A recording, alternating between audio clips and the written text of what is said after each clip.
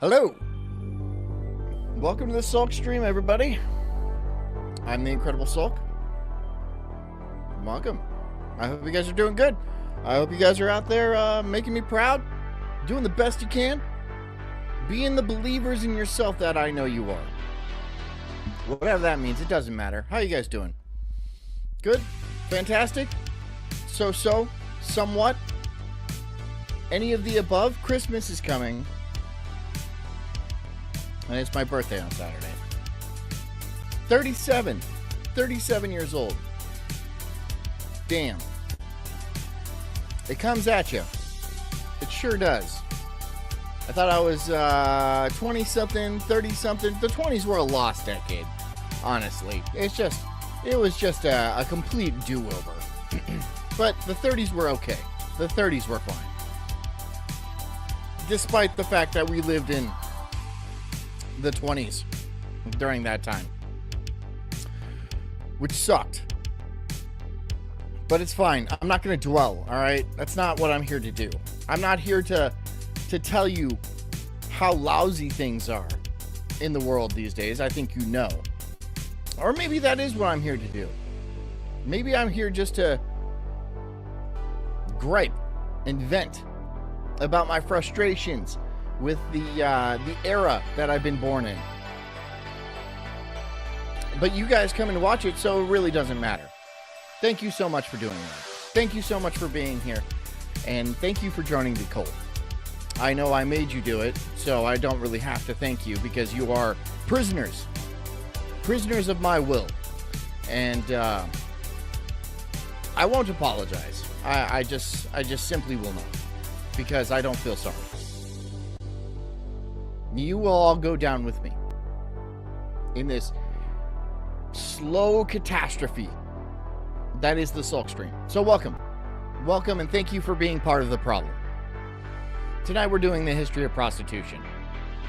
And the modern day equivalent of prostitution, which we know is OnlyFans? OnlyFans. Might as well just say OnlyFans. I think that encompasses plenty. How prostitution has kind of evolved into being somehow lamer. Right? I mean, now you don't even get to do the physical part. Now you just have to, you pay, some people pay exorbitant amounts of money just for the idea of a woman. And what is that one girl that made, what's she making? $4 million a month? Something ridiculous like that? I forget. But she's not having sex with anybody. It kind of makes you pine for the days when whores were just basic whores. But I guess that's technological advancement and societal degradation all rolled into one. I don't know how long we're gonna make it, guys. I honestly don't know. We're gonna make the full stream. But I mean, us as a society, I don't know if I have too much hope for us. I really want to be optimistic. You know, I have kids. I want them to grow up and, you know, propagate and be successful and have families of their own one day. And hopefully that will happen. But us as a society, we're cooked. We are absolutely cooked. I mean, what confluence of happenings could be worse than what's going on now with technological, what do they call it? The singularity, right? The singularity is approaching where nobody's going to have a job left. And who knows what kind of technology we're going to have after that. It's unpredictable, right? We could be living forever, or we could all be nuked into the ground like cockroaches. Maybe the cockroaches will be left, though. I don't know. Maybe that'll be the next species. Or maybe we'll all be slaves to a computer. I'm sure it'll just destroy us all. But no need to dwell on that now. No need to dwell on that now. Now it's time for happiness and fun and sunshine. And it's Christmas. Not sunshine. Thanks so much for coming. I hope you guys are ready to dive into this whole topic. I mean, it seems, well, we're going to see how it goes. We're going to see how you treat it. We're going to see how I treat it. And I don't do a lot of historical stuff, but I feel like this is something I want to do because I have to do a new episode of this every night. And you know what? It becomes difficult. It really does. So get ready, get comfy, get cozy, get a nice pair of slippers, get in that bathrobe that your wife says you can't wear, but you do, and then you leave pubes all over it, and then she yells at you for it.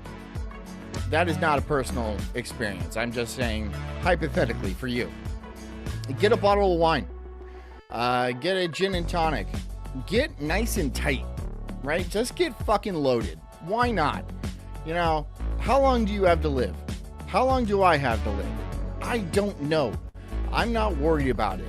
Sometimes I am. But then I just stop.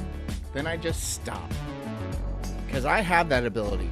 I am a man. I have the ability just to stop thinking. Sometimes I spiral out of control into some terrible panic episode where I have to cover my face and my eyes and my ears just to stop the stimulation. That's what I need. And it actually happens pretty often. Anyways, guys, if you're working, keep working. Times are tough and Christmas is coming up. If you're driving, please keep safe. Do not comment if you are driving, and if you want to comment in the chat, please pull over. But just get home, right? Get home and listen about whores when you're at home. Anyways, guys, thank you so much for coming. I'm happy you're here. I'm happy you're with me. I'm the Incredible Sulk. This is the Sulk stream. And this is called The Origins of Prostitution. Enjoy. Prostitution, often referred to as the world's oldest profession, has a history that predates recorded civilization. Archaeological evidence from the ancient city of Uruk, located in modern-day Iraq, suggests that prostitution existed as early as 20,400 BCE. The earliest 20,000? 20,000? 20,000 BC. Not BCE, right? BC. I'm not doing the BCE. I'm not doing that bullshit, okay? BC. BC AD. I don't give a shit. 20,000 though? So there was like woolly mammoths and stuff around? Written records of prostitution come from the ancient Near East in the Epic of Gilgamesh, where sacred prostitution was a common practice, even an integral part of society. Evidence from ancient Mesopotamia, primarily Sumer and Babylonia, reveals that prostitution was institutionalized and regulated by law. Says, I sent you another weight screen video if you wanted more variety. Happy birthday. Thank you so much. Temples, the epicenters of economic and social activity, often housed sacred prostitutes, also known as temple or cult prostitutes. Church whores. They still exist, right? I don't know. I don't frequent a church enough. We've been looking for a church. We haven't really found one that were or you know. But I don't know if church whores are still a thing. I mean, they must be a thing, right? There's a lot of profit in church whores. Arden Shara says, this is just a season in the grand scheme. And ebb, societies rise and societies fall, but hooking is forever. It is forever. I know. I understand that. And I'm just bummed that I got, the tail end of a pretty great society, a great empire, right? Yeah, but what am I supposed to do? What am I supposed to do? Just be bummed about it? There's really no reason. I'll just live my life and do my things, and then I'll die. But then there's hookers. Hookers are forever. These women were considered servants of the goddess Ishtar. They are still there. Love, they are there forever. They're like radiation. Beauty, sex, and war. They participated in sexual rites as part of the religious practices and festivals believed to ensure the fertility and prosperity of the community. But prostitution was not limited to temples. There were also secular prostitutes, often slaves or destitute women, who worked in brothels or independently. The Code of Hammurabi, a Babylonian law code dating from the 18th. There was one look going on there. There was the one look. It was the beard, and that was the style of the time. Just there's no variety. 18th century BC contains several laws pertaining to prostitution, indicating its widespread acceptance and regulation. These laws included provisions for inheritance rights of prostitutes and penalties for crimes against prostitutes. It was a profession imbued with religious significance, legal recognition, and economic assistance, making it a vital part of the societal fabric of the time. In ancient Greece, prostitution was not only legal, but also taxed by the state, and it played a significant role in society.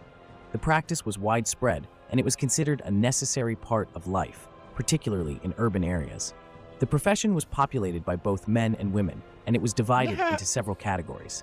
The highest class was the heterae, who were educated, independent women who provided companionship and intellectual stimulation to their clients, in addition to sexual services. They were often hired by wealthy men for long-term relationships and were expected to participate in social events, engage in intellectual discussions, and even influence their clients' political decisions. The second category was the aletrides, who were often slaves or foreigners. They were primarily entertainers, skilled in playing the alos, a Greek wind instrument, and dancing. They were usually hired for parties and could offer sexual services as well. The lowest class was the porni, the majority of whom were the porni. And that's probably where we get the word porn from. But just your average hooker. Slaves. They worked in brothels that were often owned by wealthy citizens. Their services were inexpensive, and they were available to most men, regardless of their social status. Their lives were harsh, and their work was dangerous, often leading to a short lifespan. Okay. The brothels in ancient Greece. So it doesn't change. I mean, yeah, hookers be dying, right? That's the game you play when you go out being a prostitute. And I'm not saying that these women have a lot of choice in the matter. I mean, they do.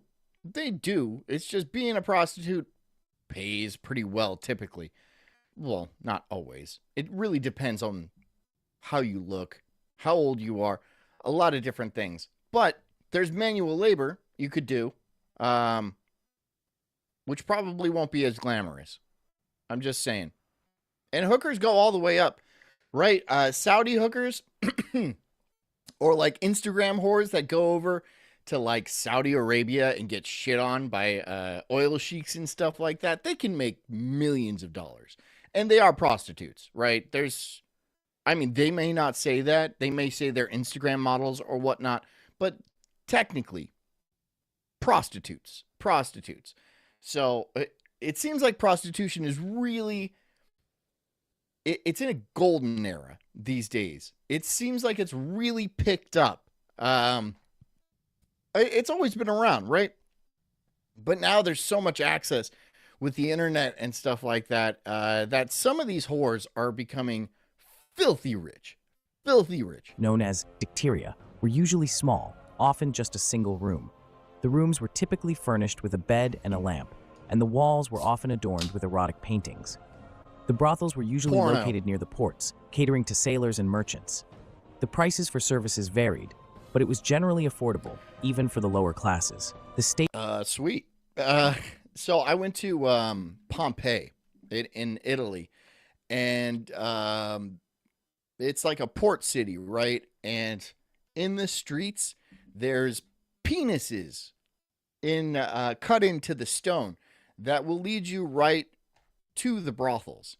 So if you were a sailor or a merchant or something like that, and you sailed into port and you got off your ship, you could actually follow the penises, and they would point towards the brothels. So it was a main part. It was a main part of the economy back then. There was trade, and then there was prostitution. So there you go. I mean, that's interesting. It's and Pompeii was an old, I don't know when it got blown up, but it got blown up by Vesuvius. And I climbed up Vesuvius too, and it was very pretty. State played a significant role in regulating prostitution. Hey, background noise. The earnings of the prostitutes were taxed, and the state used the revenue for various public works. The state also set the prices for the services. Background noise says $20 is $20. And yeah, I mean, Background also says, as great Gram puts it, we are all whores in some way. And I am also a whore in some fashion, in some manner, right? I just don't, I please you with my mouth, but not in the way that you would expect. Just in this way, right? So does anybody have $20? I'll do it for free until somebody pays me $20. Yep. And that's modern prostitution right there. I'm part of it. I am a hoe. I know. The scale has slid, right? I'm sure prostitutes used to be prettier than this, but this is what you get. This is what you got. This is the 21st century, and we all got to grit our teeth and bear it, just like a prostitute. Ensuring that they remained affordable for most men. The brothels were often inspected by the state officials, and the prostitutes were required to undergo regular health checkups. Despite the state's involvement, the life of a prostitute was not easy. They were often mistreated by their clients and their owners, and they had little to no legal protection. They were also stigmatized by society, and they were often excluded from religious ceremonies and public events. However, they were also seen as a necessary part of society, providing a service that was in high demand. So, I think women's liberation has... Right, okay, there used to be prostitutes, right? And prostitutes used to run around, and I'm sure a lot of them had bad lives. And they had owners and stuff like that, and pimps and such. But I think women's liberation and the entire... the thing we got going in the last century has really made women's lives a lot worse. Because these prostitutes were part of high society in some cases. They were allowed to do... be in religious rituals. They went to fancy things and stuff like that. And now, some OnlyFans whore gets like $7 a month or something like that. And she's got to spread her bits all over. The real problem with prostitution these days is it's permanent. There's no, I used to be a former prostitute. It is, you are a prostitute, and I can look it up on the internet that you are a prostitute, and look, here's your butthole, right? If she has kids one day, let's say, you know, we all went to middle school. You're going to go to middle school. You're going to have friends. So your friend walks up to you, or some asshole walks up to you, and he's like, hey, is this your mom's butthole? I'm pretty sure it is. I'm pretty sure. Are these the tits that you sucked on as a baby? And that is worlds different than it was in the past. There might have been rumors that your mom was a whore in the past, but there was nothing conclusive. But if some dickhead walks up to you and he's all like, your mom's a whore, my dad pays for her OnlyFans, here's some pictures of her asshole. That's going to be pretty devastating, right? That's going to be pretty devastating for any kid, any boy, or girl, depending. I mean, I think it would be worse for the boys, but I don't even know. Maybe it's pretty bad for the girls too. Yeah, that shit's permanent now. So back then, you could leave your past behind and you could start a new life in a new city and stuff like that. But not these days. Not these days. No, you put your asshole on the internet, it's staying on the internet, right? And it's not about like, oh, who cares if my naked body is on the internet? There's millions of naked bodies on the internet. Yeah, that's true, right? Who really cares? However, when you do have kids, your specific body will show up on a search. And it's not like nobody's going to find out. Everybody finds out. Did anybody have like a chick from high school end up in porn? I did. That we knew a chick. I actually, she didn't go to our high school, but she was like around, and she ended up in porn, and everybody saw it. Everybody saw it. And it doesn't matter if you use a fake name or something like that, because there are people that watch a lot of porn, right? And that's not a good thing in the least bit, but there are a lot of people that watch a lot of porn, and they will recognize you. At some point, at any point, you will be recognized, and then it will be sent to somebody, and then it will spread like wildfire. There is no way that you will ever be able to dodge it. A lot of old prostitutes, or let's say porn stars, right? I'm going to use the term interchangeably because these days it's a gray area, right? I mean, if you have sex on camera for money, okay, you're a porn star, but you're a prostitute. Let's be fair, you're a prostitute. If you have sex for money on camera, you're a prostitute. So, yeah, I'm going to use the term interchangeably, and a lot of former porn stars / prostitutes moved to Utah. In Utah, pornography is illegal. So they think they're not going to be recognized. And guess what happens? Guess what all those Mormons automatically know that you're a porn star. And then their wives know. And then their wives hate you. And then if you're walking through the grocery store, you're going to get some sneers. And people are not going to like you very much. There's no escaping it. People have VPNs, right? And, yeah. Despite the societal stigma, some prostitutes manage to rise above their circumstances. The Hetere, in particular, were often able to gain significant influence and wealth. They were known for their wit, beauty. Martin Shara says also that OnlyFans chick that made $42 million, an obviously outrageous number to attract women to the profession. Yeah. I mean, yes. But God, what is her name? Sophie Rain, I think. That is by no means the average. No. And she probably made quite a bit of money. Did she really make $42 million? Why are you still doing it? Stop. But whatever. You're making that kind of scratch. And I mean, she's world famous by now. Why stop? You just keep making it. And then your grandkids will be embarrassed, but they're going to have money. So you're kind of stuck in a situation. She's probably not going to have grandkids. She's probably not going to have kids. And if she does, they're going to want to kill themselves. All the time. Because they're going to get bullied to death. Literally bullied to death. So you're sacrificing your children's happiness so you can have a Lamborghini. If that's what you want to do, by all means, do it. But if you do have kids, it's going to be a black mark on the family name, right? It's worse than having a murderer as like your grandpa, right? Because a lot of us have murderers for grandpas. But if Graham's a whore, that's going to stick with you. That's going to stick with the family, right? So even down the line, 2 or 3 generations, the internet doesn't go away. The internet does not go away. And especially if you're somebody like Sophie Rain, who is world famous, she's not going to be forgotten. If she has kids, they're eventually going to have kids of their own, probably, most likely. And then even several generations down the line, they're going to be like, hey, is this your great-great-grandma?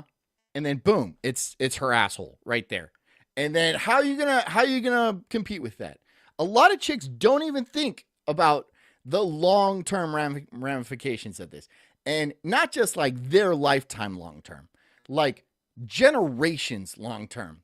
Because this is such a new phenomenon that they naturally think what they do when they're 16 is just going to, or 18 or whatever, 21, is just going to go away. It's just going to go away, and they're never going to see the repercussions from it. But no, the internet is forever.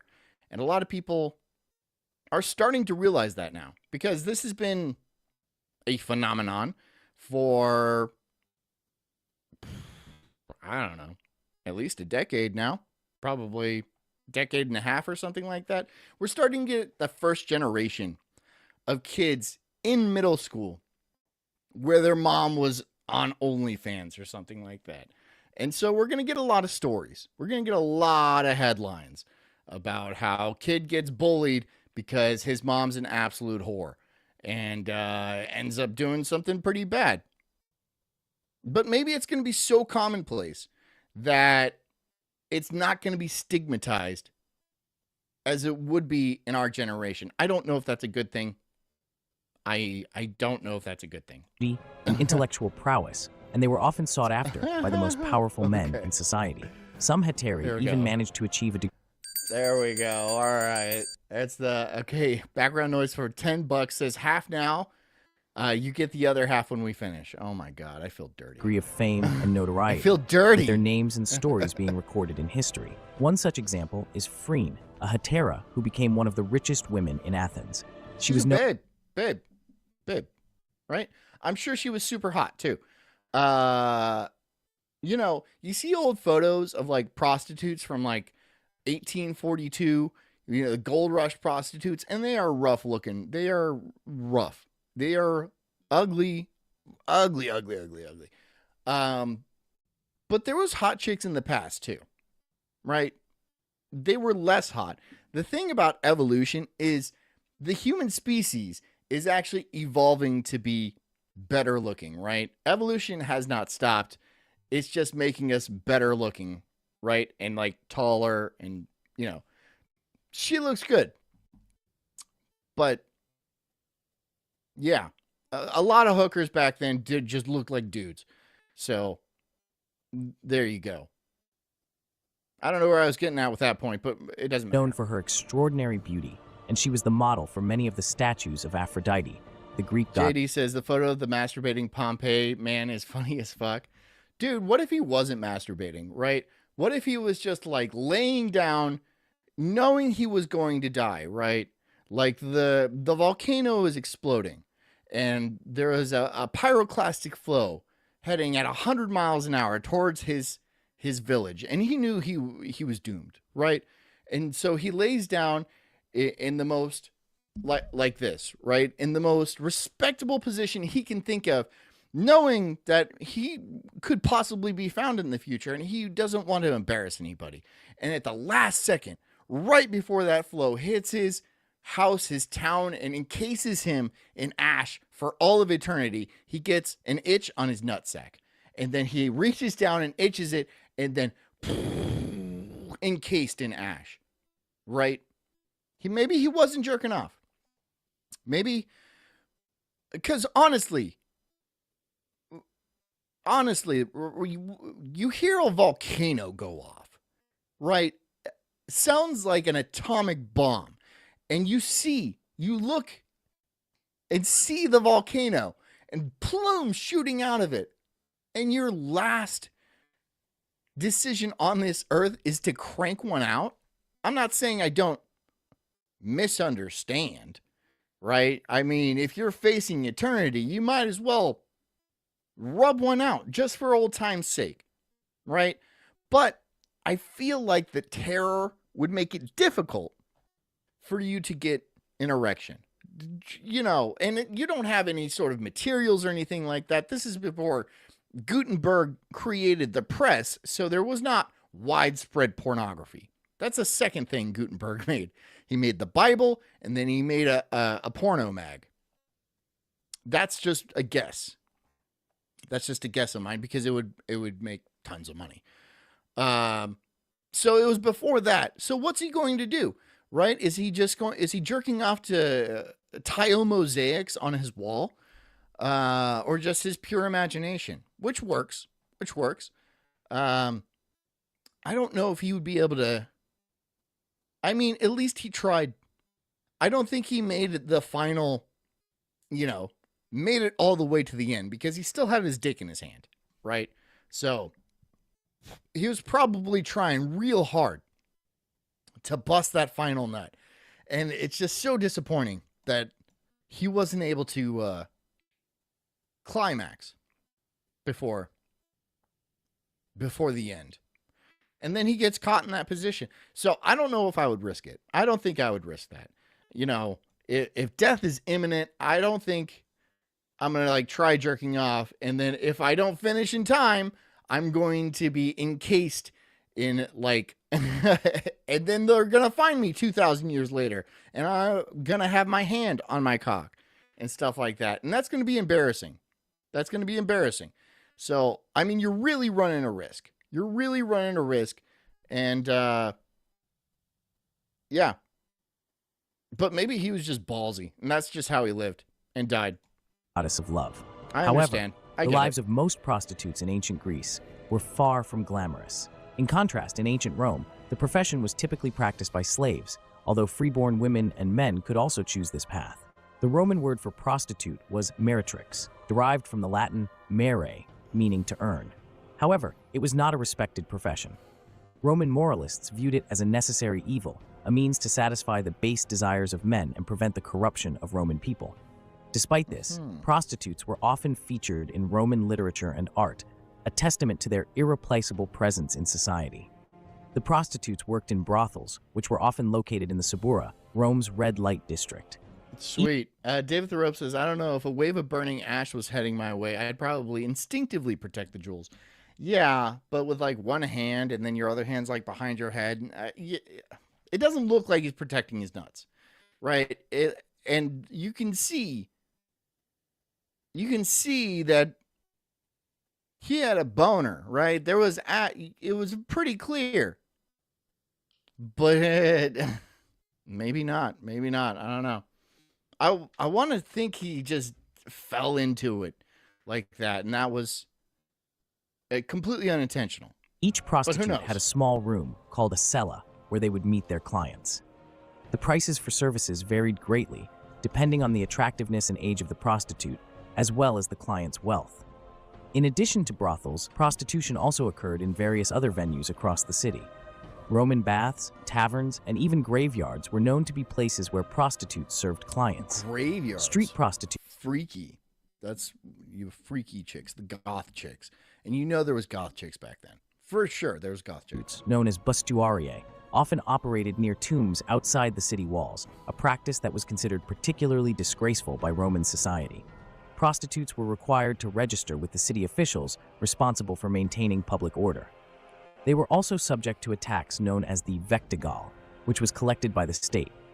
Failure to pay this tax could result in severe penalties, including reclassification as an infamous, a person stripped of their legal and social rights. Prostitutes were also required to wear distinctive clothing, typically a toga, which was otherwise only worn by men. This was intended to clearly distinguish them from respectable Roman matrons. They were also often required to dye their hair blonde or wear blonde wigs, as the Romans associated blonde hair with exoticism and sexual availability. That's very interesting, right? Because they'd be captured from the north, right? The Germanic tribes and stuff. And they would be brought back down to like Rome and stuff. And then, you know, blonde hair and blue eyes, it was probably very appealing, right? And they were different, right? I'm sure a lot of the Romans look like me. And then you get a blonde haired one. And that was fun. That was fun. It's funny, though, that the prostitutes had to clearly dress differently, right? Wearing togas and stuff to not be confused with the respectable women of the time. Because women don't change, man. Women don't want to be considered whores, right? Unless they absolutely are one. Women don't want to be considered whores. And so the actual whores have to dress completely differently so they're not confused with the higher class women who are probably also whores in some way, in some matter. They are also whores. Let's be fair, but just more respected whores. The legal status of prostitutes in Roman society was complex. While they were not technically slaves, they were not free citizens either. They were considered infames, a legal status that deprived them of most civil rights. They could not vote, hold public office. See, I know this is AI, but babe, right? David Thoreau says, you got a license for that pussy, right? I mean, everything gets taxed, man. And at least that's what they're doing. They're kind of protecting the prostitutes. Prostitution still happens these days, and it happens everywhere. And just because it's illegal doesn't mean it doesn't happen, right? So at least they made it legal. There was some protections in order for the prostitutes. If you did some sort of crime against the prostitutes, a prostitute could report it, and then legal action would be taken. But that is not the case anymore. If a prostitute gets something done to them, they're kind of out of luck because they're prostitutes, right? They're supposed to be They're living on the lam. So it was probably a better system, right? And again, there was nothing to do back then. There was nothing to do back then besides get drunk and then bang prostitutes. And so it was just, you know, they had to do something like that, right? They couldn't just outlaw it. They can outlaw it now because a lot of people stay on their computer or play video games. There's a lot of options what we have. And our prostitutes, no one gets to touch, right? Because they're all on the internet. And it seems sadder today. It seems sadder these days. People don't get drunk. People don't party. People don't bang prostitutes like in the past. It seems like these people were having a lot of fun that we don't get to have anymore, right? And even very recently, people were having a lot more fun, right? The boomers before us had a lot more fun than we could possibly have. I don't mean to go on and like gripe about the situation that we're in, but you look back at history and you're like, damn, though, that would have been fun. That would have been a cool time. Now you're just like a prisoner and you have to go to work 40 hours a week at least and maybe be able to afford a tiny apartment that you're not going to bring any whores back to, right? Because they're extremely expensive. But at least you have $8 a month to pay for an OnlyFans girl that, if you're lucky, might send you a message saying thank you. It's pathetic. It honestly is pathetic, right? At least there's alcohol. At least there's alcohol. But even that is escaping the budget pretty quick, huh? Or even make a will. Despite the harsh conditions and societal scorn, prostitution remained a needed part of Roman society. It was seen as a necessary evil, a way to protect the virtue of Roman wives and prevent the spread of adultery. Middle Ages. I'm sorry, what? Prevent the spread of adultery. So if a married man goes and fucks a hooker, it is not considered adultery. I guess. That's just how the church saw it. So I don't know how they saw it like that, but you having sex with a rando is far worse in the eyes of the church, which is, premarital sex, than going and seeing a prostitute.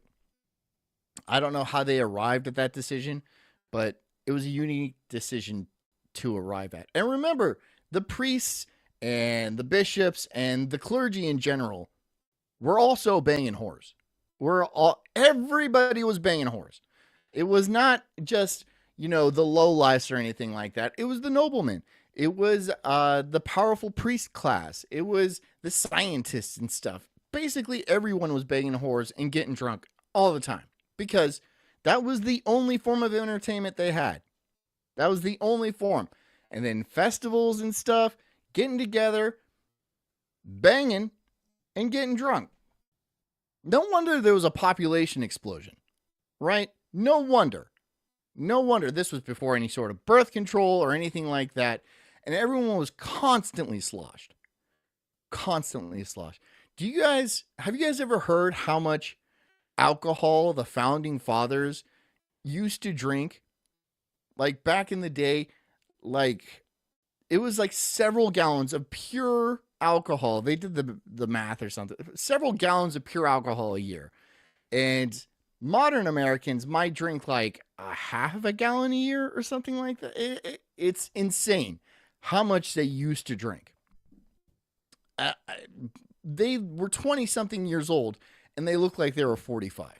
So that probably had something to do with it. Benjamin Franklin loved whores. He adored them. That was his jam. And he was the 15th child of his family. The 15th. So people were banging and getting drunk a lot. All the time. Saw a significant shift in the perception and treatment of prostitutes. In early medieval times, prostitution was not explicitly illegal. Critical Thought says it's not adultery if you don't kiss them on the mouth. Okay. Okay, Church, why not? While disapproving of sex. I don't know. I don't know. Sure. If that's the rules, whatever the church says, It's not adultery if, you don't look them in the eye. Sexual immorality Okay. was more focused on issues of heresy and paganism. Moreover, the societal structure of the time, based on feudalism, left many women without economic support, leading some to turn to prostitution. Forrest Money says, because you ain't going to fall for a prostitute. It's purely physical. Well, people have fallen for prostitutes. Haven't you ever seen that fictional movie, Pretty Woman? That there's no fucking way that would ever happen in real life, right? A rich, handsome, what was he, a doctor or something like that, gets a whore. And then, he buys her a bunch of pretty stuff and, ends up falling in love with her and stuff. I don't see that happening ever. But maybe it has. Also, is Julia Roberts not that pretty? She doesn't seem that pretty to me. For survival. This was especially true during times of war and famine, which were frequent in the Middle Ages. In the 12th and 13th centuries, however, the church began to take a... Critical Thought says, speak for yourself, FOMO. So apparently Critical Thought has fallen for a whore, and I'm not here to judge. So... more active role in regulating morality, including prostitution. The Fourth Lateran Council in 1215, for instance, mandated that prostitutes should be segregated from the rest of the society, leading to the establishment of red light districts in many European cities.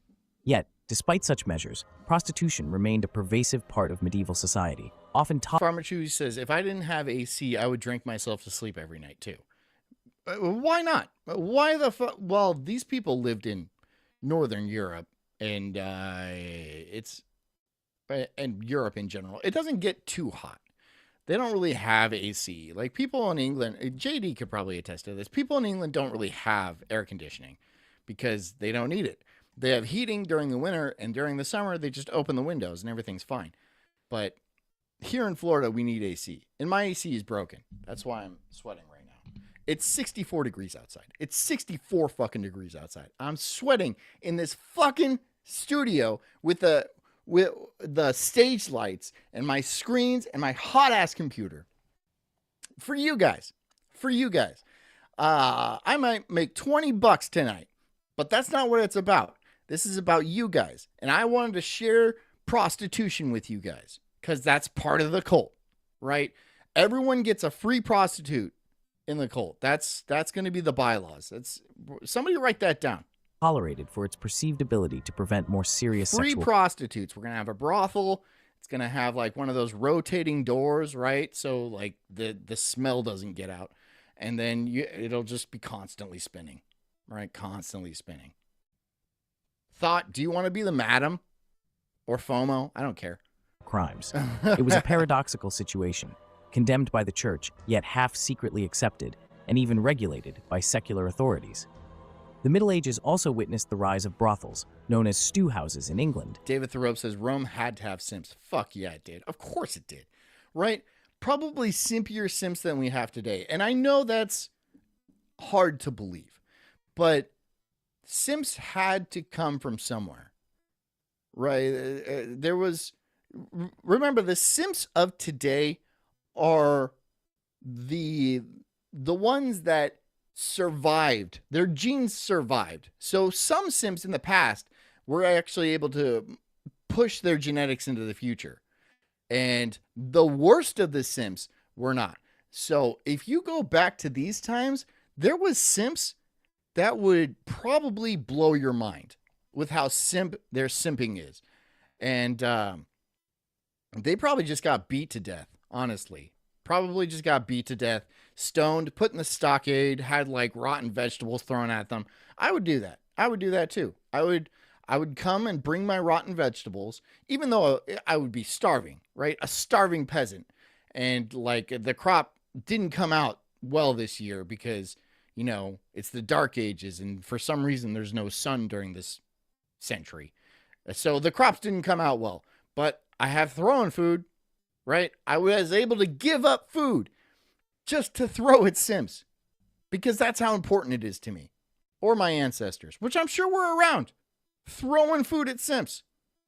Miss you, great-great-grandpa, great-great-great-grandpa, throwing rotten tomatoes at some simp locked up in a stockade. Doing the Lord's work, honestly. Which were often licensed and regulated by local authorities. These establishments were usually subject to Couchsurfing says, I am obviously the madame. I'd treat my bitches right, though. I mean, she would. She would. She takes great care of us.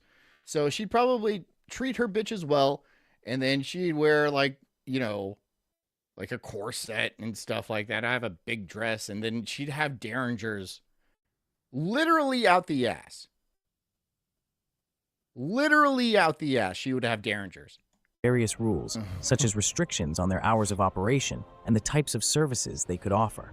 In the 14th century, for instance, the City of London bought and managed 31 brothels in Southwark. The city used the profits from these establishments to fund public works. By the way, this is London now. This is what London looks like now. So if that's, you're confused why they picked this one with the mosques and everyone's wearing a turban and stuff like that. This is current day London. Right, JD? And other civic projects. While brothel keeping was considered a legitimate, if more... This one's Asian.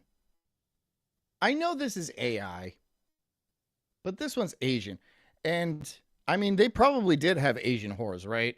They had boats and they had caravans. They went to the Asian countries and they probably brought back some whores. Nothing wrong with that. This actually goes into a subject called Tobacco Wives, where a ship full of young maidens from Europe would come to the Americas and they would be traded for tobacco. And men would come and buy young girls and take them, and they called them Tobacco Wives. I know. The past seems awesome. It really seems like the best place ever. And if I was able to go back, I would. Poorly devious profession, individual street prostitutes were often treated with disrespect. You buy a wife with like a carton of cigarettes, for God's sakes. And faced harsh... That's how cheap they were, right? That's how cheap. Now people are paying Sophie Rain $41 million. You know how many cigarettes that is? That's too many cigarettes. That's too many fucking cigarettes. She's worth maybe a pack of Pall Malls. Maybe a pack of Pall Malls. But no, now she gets $41 million. That's a sign of a broken society, right? Women should be cheap and plentiful.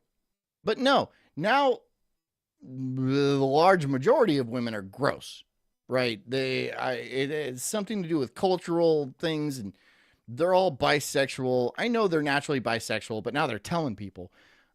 But they used to be a lot more common. Women. Now they're all dudes. Penalties if caught. They could be publicly shamed, whipped, or even banished from the city. The demand for their... David Thoreau says VD had to be off the hook back then. Yeah. Yes. But it wasn't... It was a concern, right? It was a concern, but it wasn't that big of a deal. Not until the Americas were discovered and they started like bringing over like the native women, because that's when syphilis started to spread through Europe. But before that, the only thing you really get was like herpes, chlamydia, scabies, perhaps, all treatable, right? And they would be annoying, but they wouldn't be like society-ending, life-ending diseases. But now we have like AIDS and stuff, and syphilis. Yeah, syphilis will rot your brain. And apparently, what's his name had it? Oh shit, I have it now, don't I? I can't think. I must have it. Al Capone had it. Their services still remained high, fueled by a large population of unmarried men, including clerics, students, and soldiers. In many cities, prostitutes were required to wear distinctive clothing to set them apart from other women. This could... Armchair says, fun fact, STDs were invented in the 1950s in Vietnam by Antoine Fauché. No relation to the doctor. Include a particular color, Okay. such as red or striped garments, or a specific item, like a veil or a badge. These regulations were intended to protect the honor of respectable women and prevent any confusion about a woman's status. In addition to clothing regulations, prostitutes were often barred from certain public spaces, such as churches and marketplaces, and were not allowed to marry or... I like the AI. Prostitutes. And down here it says, social mechanization of exclusivization of Sarah public speckers. I like AI. or inherit property. These measures serve to reinforce the social marginalization of prostitutes and limit their opportunities for social advancement. Despite these restrictions, fines and licenses paid by prostitutes and brothel owners were a significant source of revenue for many medieval cities. This economic incentive often led to a pragmatic approach to enforcement, with authority... I mean, even Jesus hung out with prostitutes, right? So, I mean, is it that bad? Is it that bad if Jesus was willing to hang out with whores? I'm not like condoning it by any way, but apparently it was like a major part of society for millennia, right? And now what do we have as a replacement? Pornography? Is that better? I don't think so. I don't think that's better.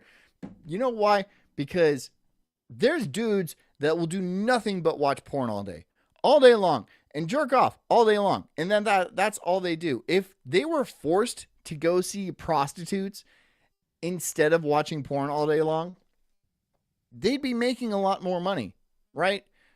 To go and pay these prostitutes. Also, they just wouldn't be able to go and be addicted to porn all day unless they already had a lot of money. It just seems, yeah. Free and ubiquitous porn is poison to society. But apparently, well-organized prostitution rings are not that bad. And society has thrived with them for millennia. Turning a blind eye to prostitution as long as it remained discreet and orderly. The lives of medieval prostitutes were often difficult and dangerous. They faced the risk of violence from clients, exploitation by brothel owners, and the threat of sexually transmitted diseases, which were poorly understood and often fatal. In many places, prostitutes were not allowed to be buried in consecrated ground, reflecting their outcast status. Their existence reflected the realities of medieval life, with its rigid social hierarchies, economic inequalities, and complex attitudes towards sex and morality. As the Middle Ages drew to a close, attitudes towards prostitution began to change.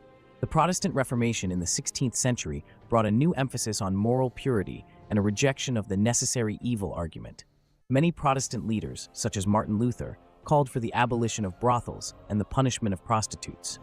Similarly, the rise of humanism and the rediscovery of classical texts led to a reevaluation of women's roles and sexuality. Some humanist thinkers, like Desiderius Erasmus, advocated for the education of women and the promotion of marriage as an alternative. Thought says, we got pharaohs with syphilis.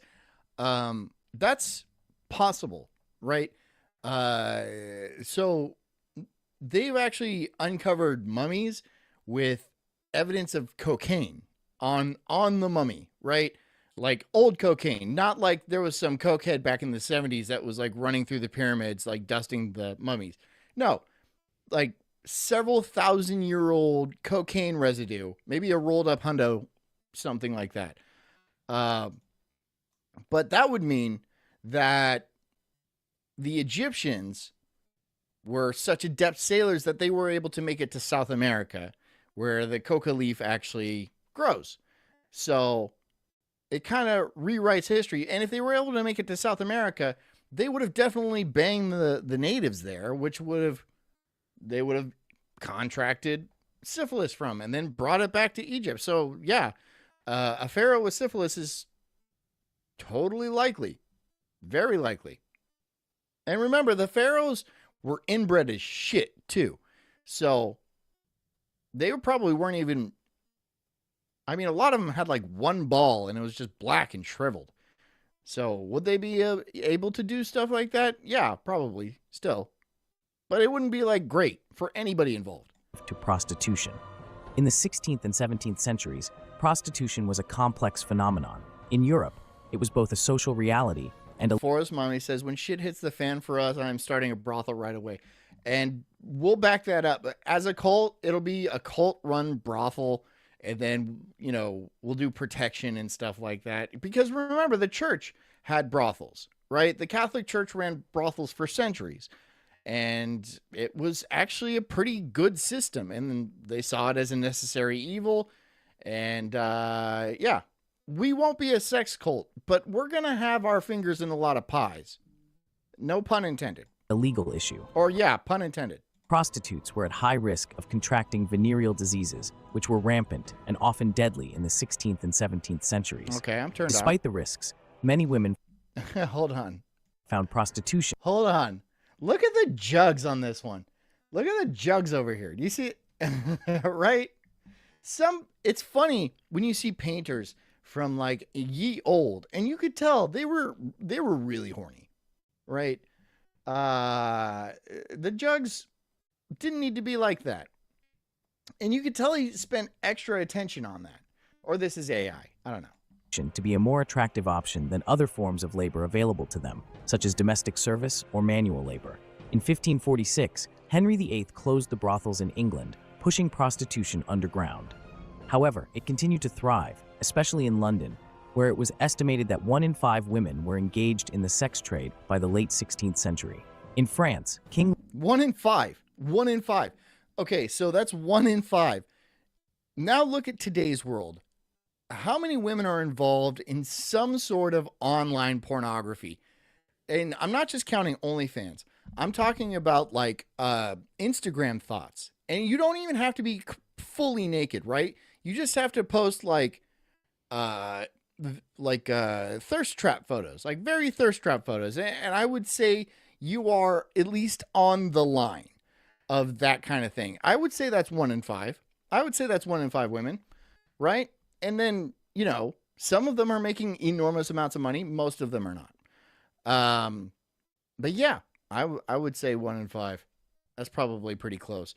Critical Thought says, LMAO, junkie somehow ends up on a pyramid with their family trying to intervention him. Does a line off the sarcophagus.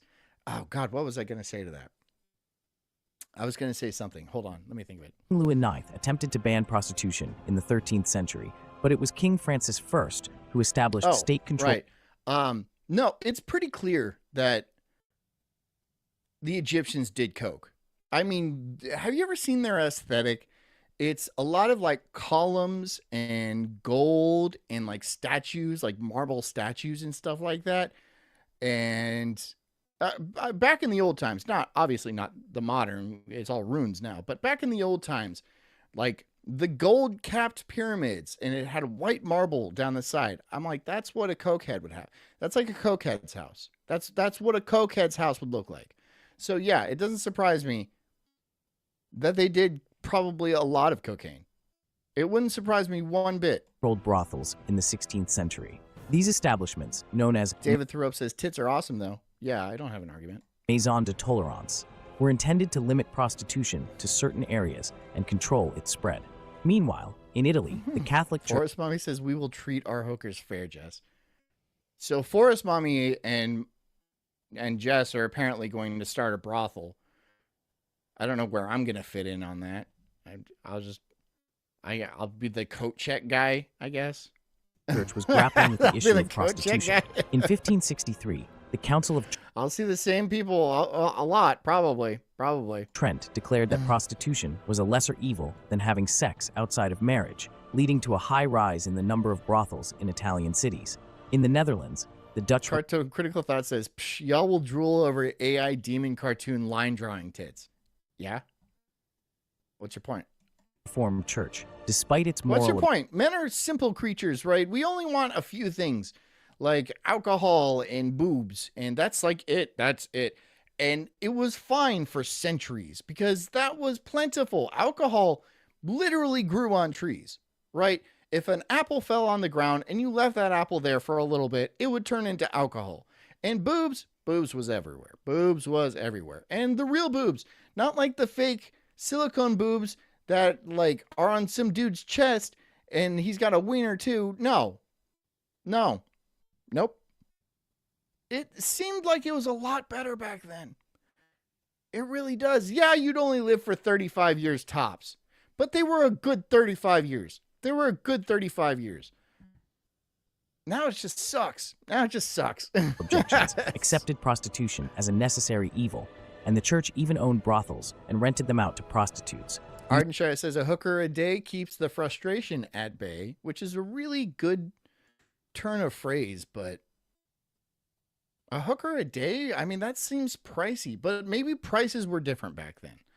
I'm sure they were, because you didn't have to pay for insurance and a bunch of corrupt politicians and, you know, billions of dollars to Israel and Ukraine and stuff like that. So I'm sure you'd probably, you know, like a 6 pence for a whore or something like that, which I'm sure it wasn't tons of money. You know, enough for a chocolate bar. But I'm sure a chocolate bar was insanely expensive back then. Maybe they didn't have chocolate at that point, but you know what I'm saying. You know what I'm saying. It was cheaper. It wasn't just life in general was just cheaper. There's a million things that people pay for these days that we simply do not need.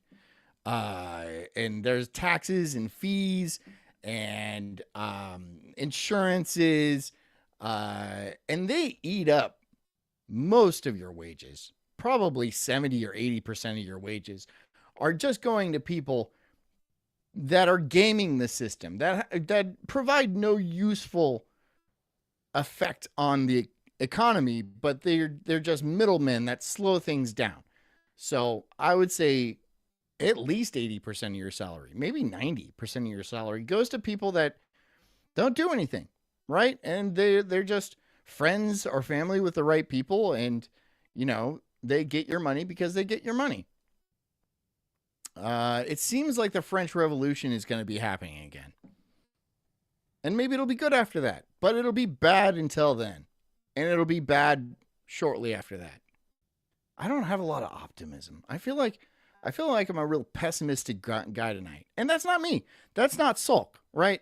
I'm not the one that's constantly being a downer. Nah, that's not true. Using the proceeds for charitable purposes. The first recorded instance of prostitution in South American English colonies dates back to 1607 in Jamestown, Virginia. The colony, predominantly male, faced a severe shortage of women. This imbalance led to the emergence of prostitution as a means of addressing the men's needs. In 1620, the Virginia Company began sponsoring the transportation of young, single women, known as tobacco brides, to the colony. These women were essentially sold to the highest bidder in exchange for tobacco, a valuable commodity. The mid-17th century saw the emergence of more organized forms of prostitution in the English colonies. In New Amsterdam, later renamed New York, public houses or taverns became common venues for prostitution. These establishments were often owned and operated by women. Meanwhile, in the southern colonies, particularly in Maryland and Virginia, the plantation system led to a unique form of prostitution. Enslaved African women were often forced into sexual labor by their owners. By the end of the 17th century, prostitution had become a deeply entrenched aspect of colonial life in America. As we move into the 19th century, the landscape of prostitution began to change. Industrialization brought about significant shifts in society, leading to an increase in urban populations and the growth of a new working class. This, coupled with... Ardenshire says, also remember, you were dead by 25, so live your best life. Most people didn't die that young. Okay, so there's a thing about the average age in the past like that. And yeah, the average age of somebody to live was like 35, something like that. It's pretty young. But that was the average age. Remember, most kids died before they were 5. You know, half of them died before they were 5. So that really screwed with the averages. And if you were lucky enough to make it to your adulthood, you would live an average 60, 75, 80 years sometimes. Like an average adult, like today. Pretty close. So the average wasn't, you know, people dropping dead in their 30s, although that did happen. But most of the time, they would live normal lifespans. But also war and famine and stuff like that. So, but if you got to avoid all of those things, and you had like a good food supply, didn't die of any illnesses, you would live a normal lifespan. So it's a little unfair for the average to be like 35. because you would expect to live longer than that, right? With the lack of economic opportunities for women led to an increase in prostitution. In the United Kingdom, the Contagious Diseases Acts of the 1860s represented a significant shift in the state's approach to prostitution. These laws allowed police officers to arrest women suspected of being prostitutes in certain areas and subject them to mandatory checks for venereal diseases. All right, spread them. Spread them, right? I'm going to check with my dick. And if I get bumps on my dick in a week or so, you're going straight to jail. And then that's how they would do it. They would just go around and they would test bang the hookers. How would they? I mean, I guess if you were like riddled with STDs and it was like, you know, you opened your legs and like it would clear the room, then yeah, you would be arrested just on like for courtesy, just so other people wouldn't fall into that trap. But if you're clean and good to go, back on the streets with you. Right? You are providing a necessary service, necessary cervix. And, you know, you can't take that off the street because there's a lot of people coming in through that port and they're gonna fuck something, right? And you better have some whores so they don't fuck something that actually matters.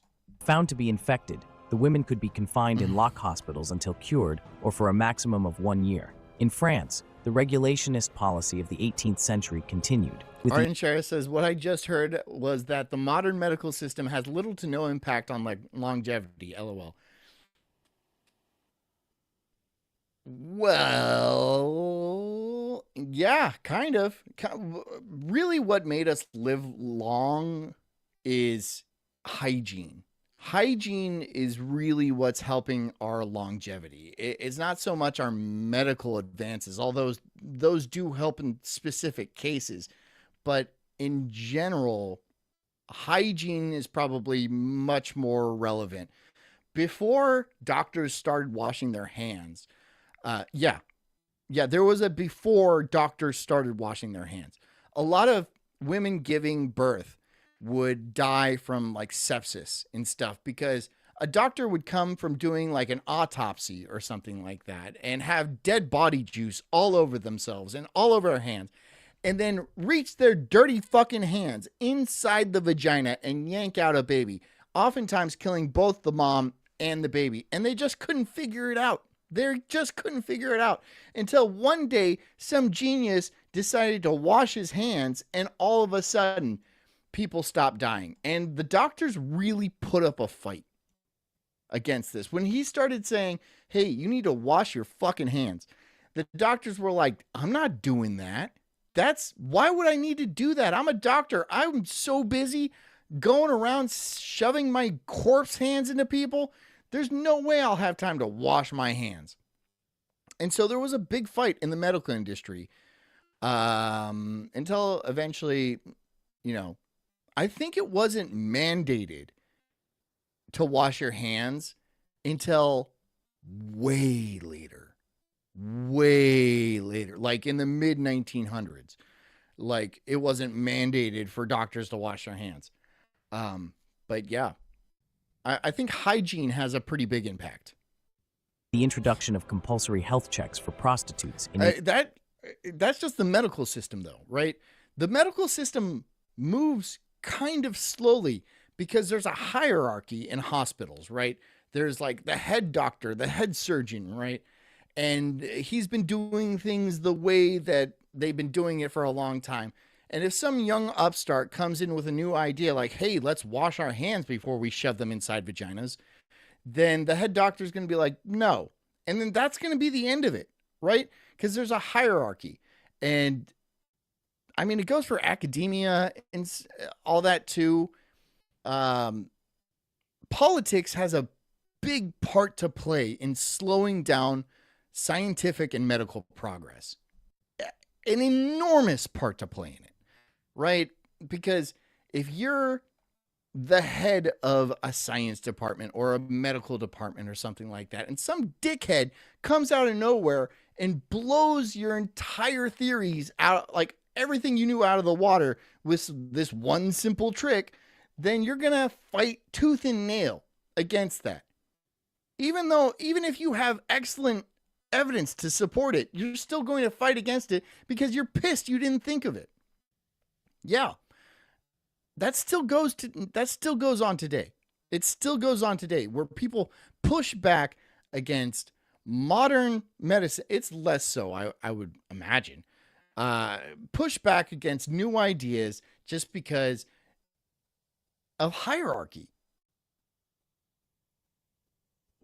Which is retarded. You wouldn't think a scientist would be into doing stuff like that. They want to do the science and stuff like that, but it's really not. It's really not. It's ego really holds society back. It really, really does. And a lot of times egos go completely unchecked. And a lot of times egos are supported and propped up. So, yeah, there you go. 1802. In the United States, the 19th century saw a move towards more punitive measures against prostitution. The social purity movement gained traction, leading to the introduction of laws criminalizing prostitution in many states. By the end of the century, almost every state had laws against prostitution on the books. The 19th century also saw the emergence of a more organized and commercialized sex industry. In many cities, red light districts where prostitution was concentrated became established. These districts were often located in the poor. So I was in Amsterdam and I met these guys and they're all like, let's walk through the red light district and look at the whores. And I was like, okay. And we went. And these whores, and some of them are fucking gross. Some of the prostitutes are fucking gross. Like big fat black ones are like, just nasty. They stay in these little cubicles, right? And there's a glass door. And they stand in front of the glass door. And all down the line, there's like, don't take pictures, right? Because apparently these women don't want pictures to be out because they have families. They don't want their parents to know they're whores or something like that, which is stupid because your parents know you're a whore. So apparently some of these women will keep little cups of piss right next to them. And if they see somebody taking a picture, they're going to throw a cup of piss at you. But anyways, there's a glass door, right? And they stand in front of the glass door. And then if somebody wants to go in, then they'll pull a shade and then they do the thing and stuff. And that's how it goes. When we were walking down, it was only fucking Indians. Indians going in. Fucking one after Indians. Fucking just tons of Indians. Just fucking tons of them. Indians. Fucking Indians, man. It was just like, holy shit. Wow. Fucking Indians, man. I'm fucking Indians. Poorer parts of the city and were characterized by a high density of brothels and other establishments associated with the sex trade. The nature of prostitution also changed during this period. While street prostitution continued to be common, the 19th century saw the rise of brothels. Arden Share says, LOL, wait a minute. So they don't want you to know this one simple trick commercials are real? Yeah, I'm actually sorry to say that, but those are 100% real every time. Every time when they say doctors don't want you to know this one simple trick, or, insurance companies don't, every single time it's always true. It's always true. So click on that ad, open the link, download whatever they're asking you to download, give them your private details. It's always going to be beneficial for you. Yeah. Brothel prostitution. Brothels ranged from low-end establishments catering to the working class to high-end parlor houses that catered to the upper classes. In these establishments, prostitutes were often employed by a madam who provided them with room and board in exchange for a share of their earnings. The 19th century... What is the share, though? I mean, so FOMO and Jess are going to start up a brothel, apparently. And I assume I'm going to be involved. I mean, I would have to be involved, right? Who's going to finance it? Oh, well, FOMO's husband has a lot of money. But, so, yeah, maybe we'll go into business. But what kind of cut are we talking about? What kind of cut? Is it 50-50? Do we let them keep anything?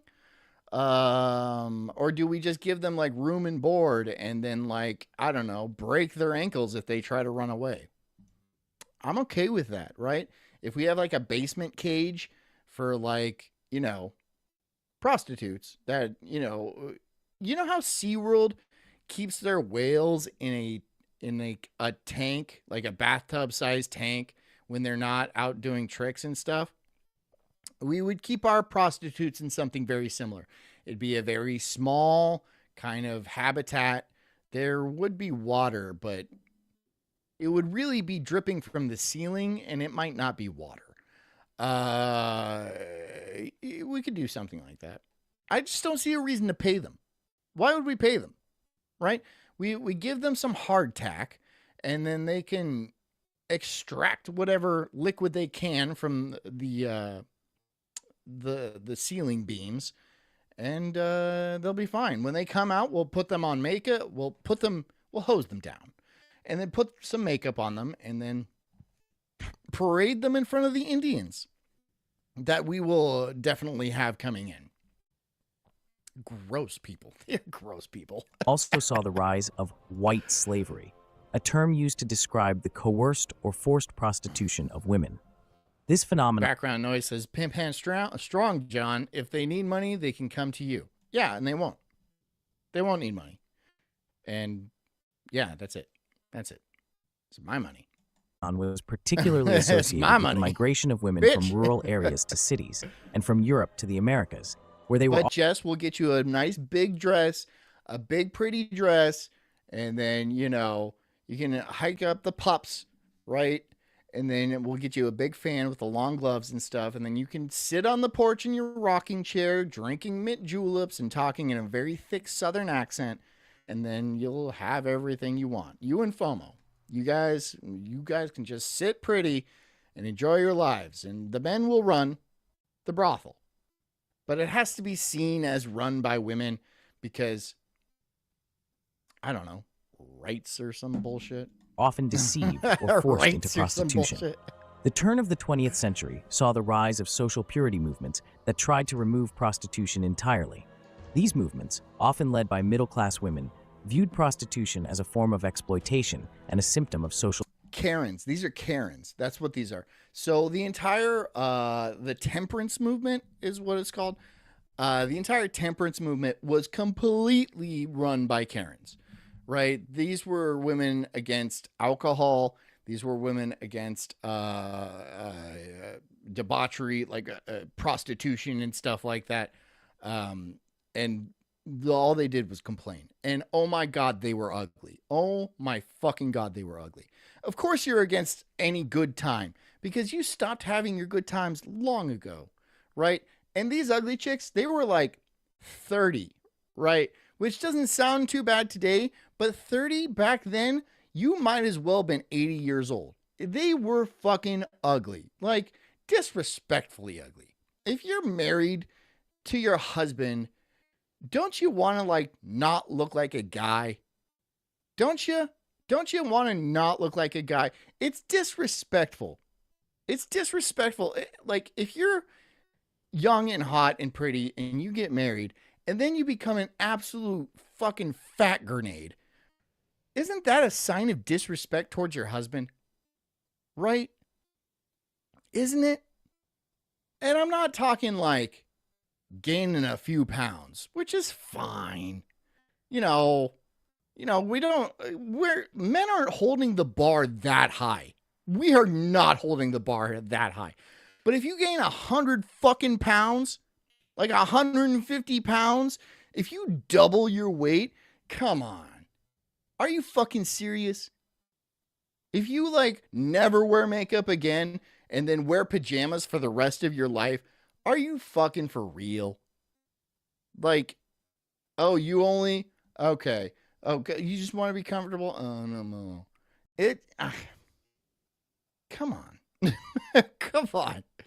It just seems a little bit disrespectful for you to completely let go of your physique, your management once you get married.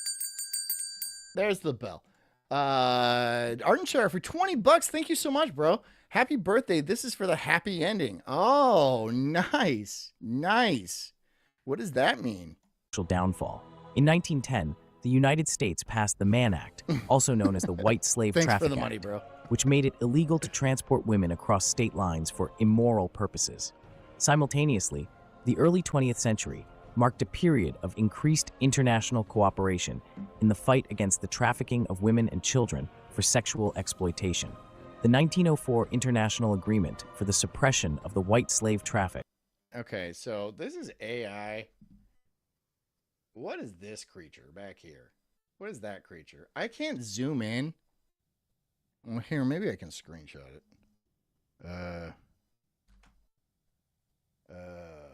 Whoop. There we are. Let's see if I can bring this up. I can't, I am not a computer expert. So, nope, can't do it. But that's a monster. That's a monster right there. You see her? That thing right there?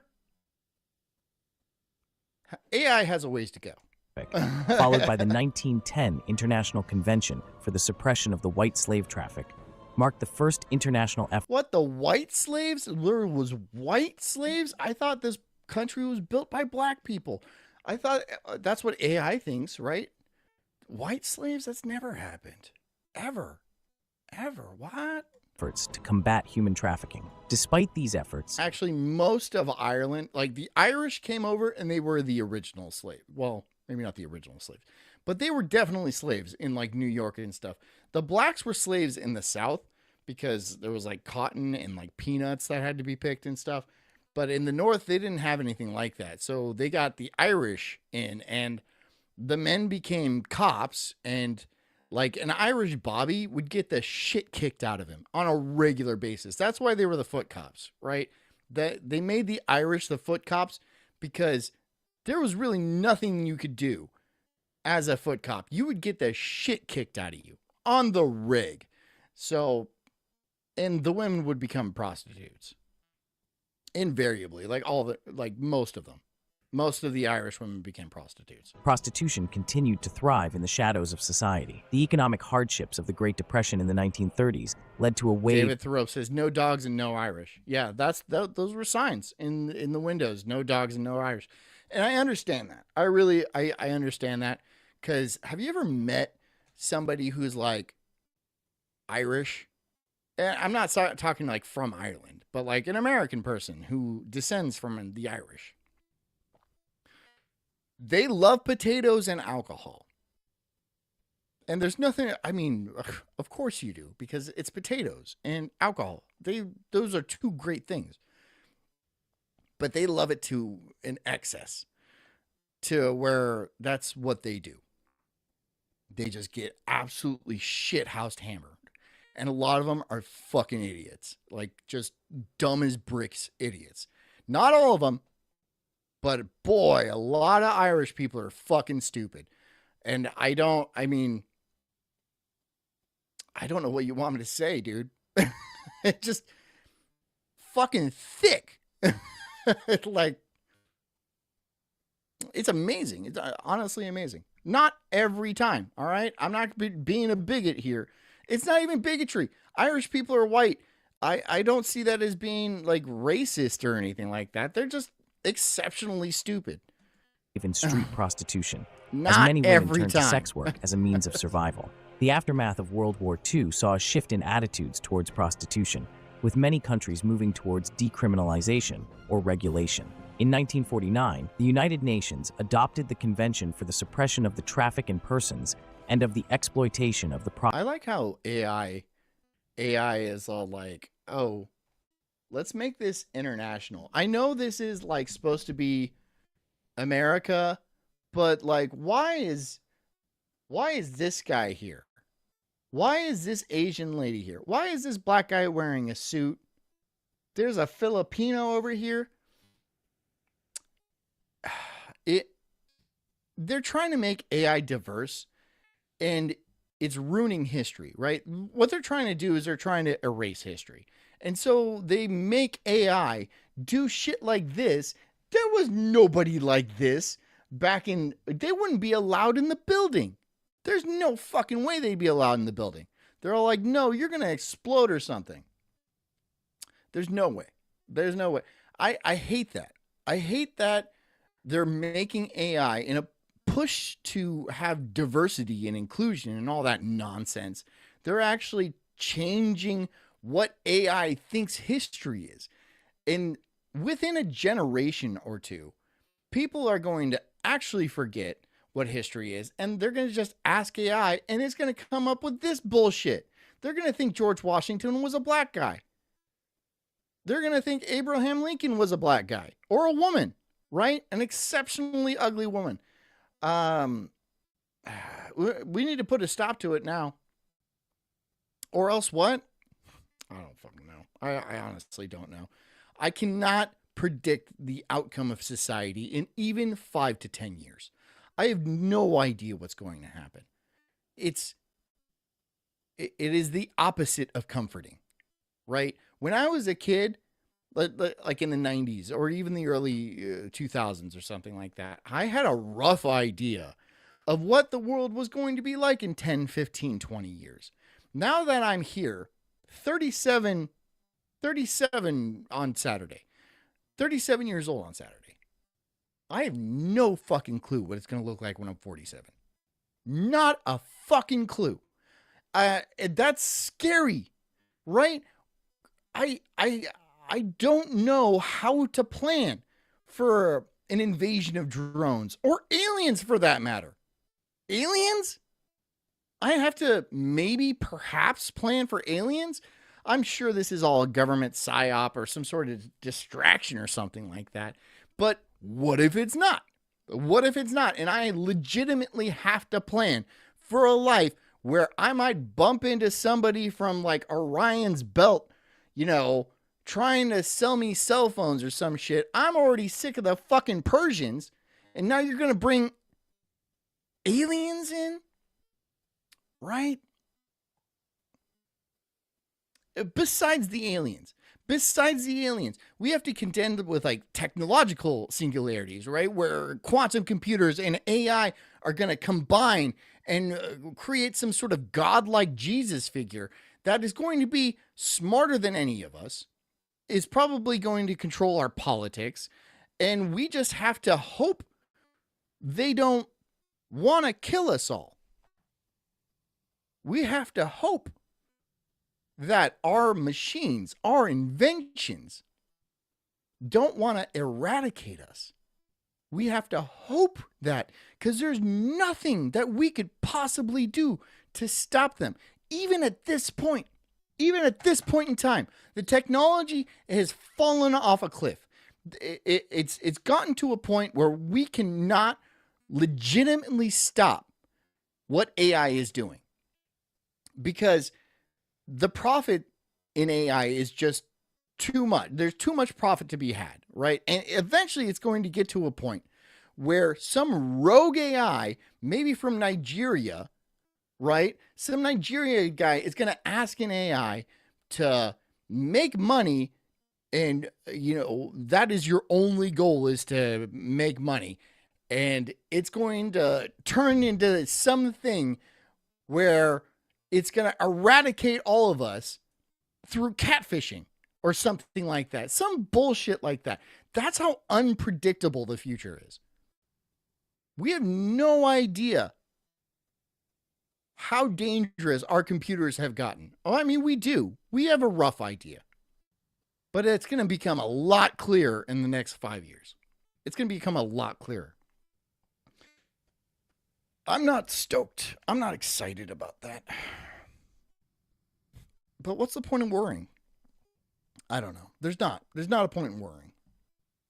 But me with my anxious tendencies and my bouncing leg and my ADHD and my racing thoughts and my multiple personalities, they worry. They worry about us. They worry about us all. And I think we should just get together and then go live on Obedience Island, or maybe have some sort of compound or something like that where Jess and FOMO can run their brothel, and then we'll just live simple lives, farming sweet potatoes and pimping. At least we know what we're dealing with. Right? I can deal with it like a drunk John, which is not me, but like a prostitution customer, right? I can deal with that. I can't deal with a super intelligent AI that can lie and cheat and steal just to achieve its goals against me. I don't want to deal with that. I don't want to. Prostitution of others, which called for the punishment of those who exploit the prostitution of others, rather than the prostitutes themselves. In the latter half of the 20th century, several countries, including parts of Nevada in the United States, the Netherlands, and Germany, legalized and regulated prostitution, arguing that it would help protect sex workers and reduce the incidence of sex trafficking. These countries implemented systems of licensed brothels, mandatory health checks, and other regulations to ensure the safety and rights of sex workers. However, the debate over the best approach to prostitution continues to this day. Some argue for the so-called Swedish model, which criminalizes the purchase of sex, but not the selling of it. Anything Sweden does, do not do. Do not do. Anything Sweden does, anything Germany does in modern times, do not do. Do not. Sweden is dying. Sweden is dying. All their women are being raped by immigrants and Muslims and stuff like that. And they're just like, don't do anything Sweden does, right? It's a shame what's happening to Sweden. It's a shame what's happening all over Northern Europe. But I can't do anything about that. They have to deal with that, right? That's JD, that's your thing, right? You live in England. I'm maybe London. I don't know. Do something. Do something about it. Don't just watch football and drink lagers. Do something. Do something. Swedish people, do something, for God's sakes. Do something. I don't know what to do. I honestly have no ideas. You know, you're not even allowed to have ideas. In Germany, you're not allowed to voice opinions because they know what opinions you have and they don't like them already. It's a dark world over there. Australia too. Australia is fucked. Australia is fucked. And it seems like unreasonable because there's so much land in Australia. All you have to do is walk in literally any direction for, let's say, 100 miles, and then there's nobody around. But that's not how it works anymore, right? You can't just go off into the woods and build a log cabin, because before you know it, there's going to be a hunter drone over your cabin and it's going to nuke your shit. Or they're going to say you're not paying proper taxes. You didn't file the proper paperwork to build a log cabin out here. So we're going to burn that shit down and put you in jail. Even though you're not bothering anybody, you're not requesting anything. You're just out in the woods, basically camping. No. Some guy in Canada did that. He saved up a bunch of money, went out in the middle of like Saskatchewan or something like that, and built himself a log cabin. And the feds came to his door, dragged him out, and knocked down his cabin because they said he didn't have a legal right to be there. What the fuck do you mean? What do you mean a legal right to be on the planet Earth? Out in the middle of the woods where you're not affecting anybody? How much more of this are we going to take? I don't know. In an effort to reduce demand and protect sex Brandon. workers, others advocate for full decriminalization, arguing that it is the only way to ensure that... Forest Mommy says, too bad the regulators are the biggest traffickers. Yeah. Yes. Of course they are. Of course, because there's a huge amount of money to be made. So, and they're regulators, right? You think Nancy Pelosi is just the best investor in all time? No, she knows what she's going to regulate, and she buys the stock before she does so. And it's very clear what she's doing is a federal crime. It's very clear to everybody. Are they ever going to bring her up on charges? No, of course not. Yeah, just the regulators are the biggest traffickers, and that's how it's going to be for this generation, at least, for the boomer generation, which we are still in. Yes, the millennials are coming up, but unless there's a large die-off in the boomers in the next 20-odd years, something like that. Here's the thing about the boomers. Technology is becoming advanced enough, and it's evolving quickly enough where the boomers have a very real chance of extending their lives through technological means in very short order. So unless people start dying off very quickly, which I kind of think is going to be the case, we could live under some sort of feudal system where anybody born in like the 60s or the 70s basically just got there first and they own everything, right? They just own everything. And there's nothing anybody born in the 80s or the 90s or the 2010s or any beyond that can do anything about it. There's just going to be a bunch of vampires living on the top of a hill in big castles with all the money, telling everybody else what to do. And they're just going to live for centuries, maybe hitting escape velocity and then living indefinitely. Hopefully that doesn't happen, but that is a possibility. That is a possibility. But I think this whole shot thing is going to eliminate a lot of people very quickly. The rights and safety of all sex workers. A lot of people are going to be getting differing approaches, the history of prostitution shows that it is a complex issue that has been a part of human societies for millennia. In the 24th... Forest Mommy says, bro, these pacemakers keeping people alive way past their time. Yeah. I mean, and they're androids at that point, right? So are we just going to be ruled by a class of androids, semi-immortal androids that not only have pacemakers and bionic hearts and, synthetic livers, but also brain chips so they can communicate via Wi-Fi, via Bluetooth to our devices, hack into our camera systems and just see what we're doing, and us unsynthetics,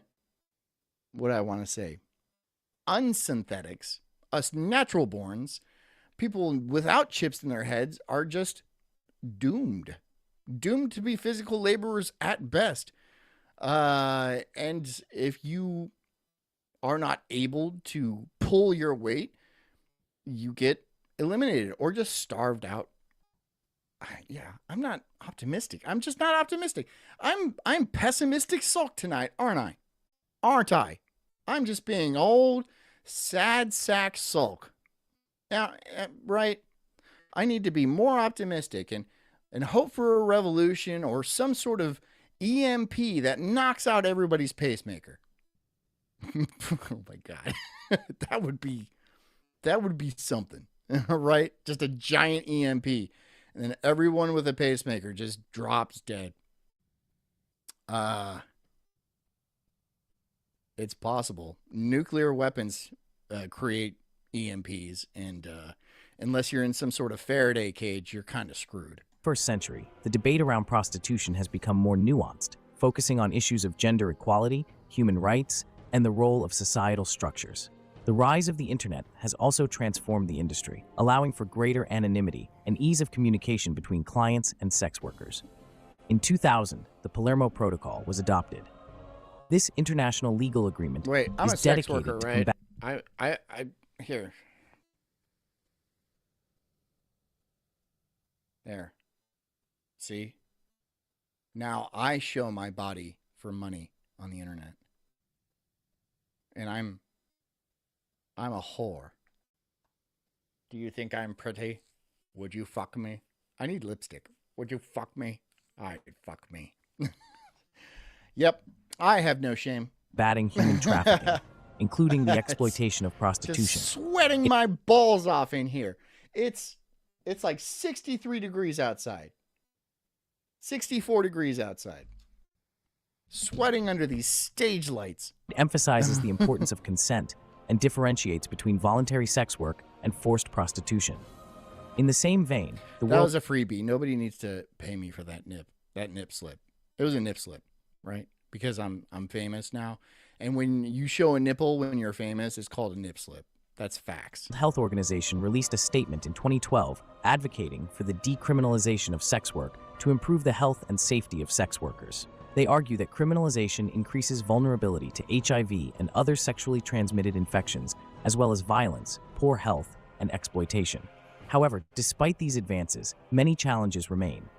The criminalization of sex work in many parts of the world continues to expose sex workers to violence, discrimination, and other forms of harm. And to end it all, here's a story of the most legendary prostitute throughout history. Her tale begins in the 15th century in the city of Rome. Fiammetta Bianchini, born in 1440. Fiammetta's early life was marked by hardship. Orphaned at a young age, she was forced into prostitution to survive. However, her beauty, wit, and charm soon caught the attention of Rome's elite. By her late teens, she had become a celebrated figure in Rome's high society, renowned for her intelligence and conversational skills as much as her physical allure. In 1457, Fiammetta caught the eye of the wealthy and influential Cardinal Rodrigo Borgia. Borgia, who would later become Pope Alexander VI. Borgia, that's like one of the famous families from Italy. It's like the Borgias, the Medici. My brother in high school was actually friends with a Medici, and he said he had like a castle in Italy. His family had like a castle in it. Yeah, the Medicis. Yeah, very famous family, but the Borgias too. Sixth was a notorious womanizer. Their relationship, which was both passionate and volatile, lasted for several years and significantly elevated Fiammetta's status in society. Her relationship with Cardinal Borgia ended in 1460, but her notoriety continued to grow. Fiammetta's influence reached its zenith in the late 1460s when she became the mistress of Giuliano de' Medici, the brother of Lorenzo the Medici, right? Medici. Magnificent, ruler of the Florentine Republic. Fiammetta's relationship with Giuliano was more than just a business arrangement. The two shared a deep emotional connection, and Giuliano even fathered a child with Fiammetta. Their relationship lasted. David Thoreau says they're above the Rothschilds. Bullshit. The Medicis? No, they're not. Until Giuliano's assassination in 1478. Despite facing numerous challenges, Fiammetta managed to maintain her status and influence. She was known for her lavish lifestyle, hosting extravagant parties attended by Rome's elite. Fiammetta's fame even reached the ears of foreign writers, making her one of the most well-known figures in 15th century Europe. Prostitution, often termed the world's oldest profession, dates back to prehistoric times. Yeah, prehistoric times, but also there has been prostitution actually observed with chimpanzees. So it's that old, right? It goes back to before we were humans. They observed chimpanzees, female chimpanzees, actually putting out for things like bananas and stuff like that. Like a male would bring her a banana or something like that, give that to the female chimpanzee, and she would put out. And they actually did a test where they gave the monkeys, the apes, the chimpanzees, coins, right? Coinage to exchange for bananas because they were in captivity, right? And they actually started giving these coins to the females to have sex, and the females would then turn into the coins for like bananas and like Gatorades and shit like that. So legitimately prostitution of chimpanzees. And not like that other orangutan. Do you guys remember the orangutan we talked about that was found in a palm forest in like Indonesia? And they shaved it and then chained it up. And then the palm oil workers, the human palm oil workers, if you want to call them human, would fuck the orangutan. Fuck the orangutan. They would shave the orangutan, put makeup on it, I assume, and they would fuck this orangutan. Yeah. just sit with that for a second, right? Just sit with that. You come off the palm oil field after a hard day of working palming things, I guess. I don't know what they do. And then you're all like, you know what? I need to get my rocks off. I'm going to go visit this orangutan hooker. And then you pay a guy, and then you go in, and there's a shaved orangutan chained to the floor. And then what do? You take your pants down and then fight this. You rape this orangutan. I wouldn't have the balls to do that, right? That thing will bite your dick off. I just don't. Unless the orangutan was into it. Which it must have been, right? It must have been. It's a good life as an orangutan prostitute. Apparently, it's better than hanging out in the trees just vibing, right? Just vibing. No, you get chained up in a dark room, and then you get... I just imagine an orangutan with like makeup and like pearls on in a seductive position. And... some greasy palm oil worker. Oh my God. But apparently it happened a lot. And everybody in that village was banging this orangutan. Like several dozen people were banging this orangutan. Regularly. So that's a fact for you. I don't know how to segue that into anything. Maybe I should just stop now. No, I'll keep going. And in this video, we're going to delve so deep in the history of prostitution that when you come out on the other side, you're probably going to either visit a prostitute or become one. So watch out. You guys asked for an hour-long Origins of Prostitution documentary in the comment section of the 20-minute first part of this video. So I decided to make one if the comment gets 1,000 likes. And in a few days, it already had 2,000 likes. So here it is, the actual entire history of prostitution. Evidence from ancient Mesopotamia shows temple priestesses engaged in sacred prostitution. In ancient Greece, hetairai were educated companions, or smart prostitutes, who formed relationships with influential men and ethis. The Code of Hammurabi, from around 1754 BC, is one of the earliest written legal codes and includes provisions regulating prostitution, illustrating its professional aspect and societal acceptance in early civilizations. So if it's been societally accepted, and the Code of Hammurabi, right? This is the oldest legal text that we have our hands on, right? The first laws, maybe, I mean, besides the 10 Commandments, but no, this was actually much long before that. So these are the first laws, and they're all like, yeah, hoes be hoeing. So we have to put some sort of constraints on them to make sure that the government gets its piece, right? Because that's what it's mainly about. It's not so much about the safeties of the prostitutes or even not the purveyors, but the customers. It's about the government getting their piece, right? Which was much smaller than what we pay now, but just saying. It went back that far. Should it be legal now? Are we so advanced that we have like evolved past the need for prostitution? Or did we just get rid of it with the temperance movement back in like the 1920s or something? Right? Like they got rid of prohibition, they got rid of alcohol and prostitution and stuff like that. They brought back the alcohol, but I think prostitution just kind of faded away, it didn't go anywhere. There's still plenty of prostitutes, but it changed. Maybe we should just bring it back. Just full blown bring it back, and it's fine. And, the government can even tax, right? Sex work is real work.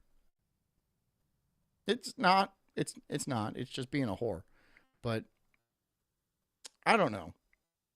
Maybe it's just changed to where now everything is done online, and I don't know. That seems stupid and gay, though. Early forms of prostitution seem to have been deeply intertwined with the cultural and spiritual life of almost all ancient societies, but prostitution's earliest forms extended beyond Mesopotamia and Greece. In early human societies, where survival was crucial, the exchange of sexual favors for resources like food or shelter emerged. Early human societies had simple social structures driven by survival needs. Communities were small, organized around kinship, and had a primitive division of labor. Women often gathered food, raised children, and maintained living spaces. Despite these roles, women held significant influence, especially in pre-money exchange systems. Early trade relied on barter, where goods and services were directly exchanged, including sexual favors. This wasn't due to... This must have been one of those multiracial tribes that were so common in prehistory, right? Because, you know, everyone got along back then, right? Whatever tribe you're from, just come on in. You don't look anything like us. That's a black dude. There's an Arab guy over here. These are Asians, I think. It's just, that pisses me off, dude. This is not, look, I know you're trying to push an agenda. You're trying to push a narrative, which is false, but it's too blatant, you know? It's too blatant. Tribes back in Mesopotamia didn't have a big interracial scene. I'm sorry, they just did not. So much so that they banged their own siblings and stuff. It was not interracial, right? The most interracial you would get is if, like, somebody brought home a slave girl or something like that. And I really doubt that it would be that common. You know, maybe once in a while, but not enough to, you know, everyone's a different color in a shade. No, that's nonsense. To a lack of value placed on women, but reflected... JD says it looks like modern day London in the robes and like that. Yeah, okay. Dispensability for group survival. Sexual exchanges could strengthen alliances, resolve conflicts, or ensure survival during scarcity. Archaeological evidence illuminates early prostitution practices. Excavations from the Bronze Age reveal artifacts like fertility figurines and ceremonial spaces, indicating sex's role in religious and social activities. These findings show the complexities of prehistoric sexual practices, which are often misrepresented. Misconceptions include the belief that prehistoric societies were sexually promiscuous without rituals or social norms. In reality, sexual exchanges often played roles within structured transactions and community bonds. While today's society views prostitution through morality and legality, ancient contexts framed it within... This chick has 3 knees, and this one's body is completely turned backwards. AI. Spiritual, economic, and social parameters. Early sex workers, through transactions involving goods or services, influenced emerging social hierarchies. For example, ancient Egypt, where prostitution has a rich and multifaceted history, dating back to around 3000 BC. Unlike some ancient civilizations, Egyptian society did not explicitly condemn prostitution. Prostitutes occupied various social levels, often working independently or within temple complexes. Background noise says HJ's for bread, BJ's for milk, Sliz for eggs. I mean, it was probably more or less like that, right? I mean, it didn't have to be so explicit, but like, you know, you take this girl in there and then we get some supplies. And they'd be like, yeah, okay. Yeah. And then, you know, that chick would get an absolute train ran on her. And then your tribe would be able to survive for a few more days. I'm sure they'd be willing to take one for the team, especially if it means, like, you know, your entire family not starving to death. Yeah, they're going to run the train on you. And it's going to be brutal. It's going to be, like, Dothraki brutal. But, you know, you gots to do what you gots to do. Complexes. Temples, managed by priests and priestesses, sometimes employed women as sacred prostitutes. Their role included performing sexual rites believed to please the gods, ensure fertility, and promote prosperity. Records from the Middle Kingdom, around 2050 to 1710 BC, mention Hathoric rituals dedicated to Hathor, the goddess of love, beauty, and fertility, which included sexual performances by sacred prostitutes. These prostitutes were seen as extensions of the goddess, serving to enhance societal and religious harmony. They were often afforded considerable respect. High-status temple prostitutes often attained significant influence. Nice. Ordinary prostitutes typically operated in urban centers or busy marketplaces, sometimes working from homes. Non-sacred or secular prostitution was more commonplace and could also be found in taverns and lodging houses. These venues provided drinks, accommodation, and sexual services. Tavern keepers employed prostitutes to attract and retain patrons. So in the Bible, it says it's better to put your seed in the belly of a whore than to spill it on the ground. So it was seen, masturbation was seen as very sinful, as it's like the worst onanism, right? It's the worst thing you can do.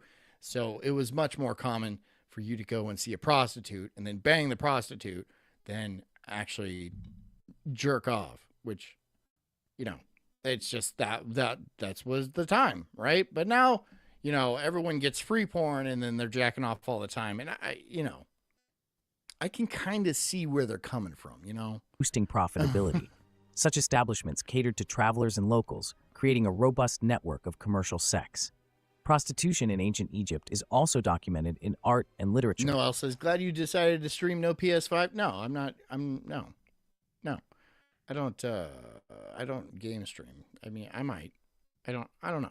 I'll think about it. Including funerary inscriptions and love poems. While individual lives are sparsely detailed, the broader societal impact of prostitution illuminates gender roles, economic conditions. Apparently everyone was shredded and interracial. Again, and religious beliefs in ancient Egypt. While sacred prostitution held a revered place in religious rituals, secular... Okay, all right.